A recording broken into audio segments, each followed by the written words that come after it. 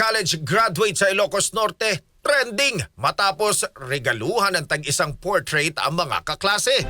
Kasama mo mula sa IFM Lawag si Idol Lawrence Martinez.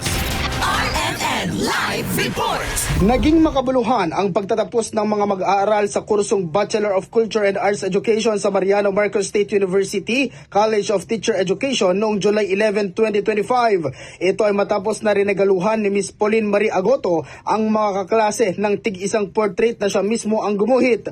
Ayon sa kanya ay nais niyang ibahagi ang kanyang talento at sa paraang iyon ay maaalala siya ng kanyang mga kaklase. Sabi ni Pauline na nagawa niya ang pagre-regalo ng portrait noong graduate din siya sa high school. Ating nalaman na naitaguyod ni Pauline ang kanyang pag-aaral sa pamamagitan ng portrait at pag-sketch. Kasama mo mula dito sa IFM Lawag, Idol Lawrence Martinez, Tatak, RMN.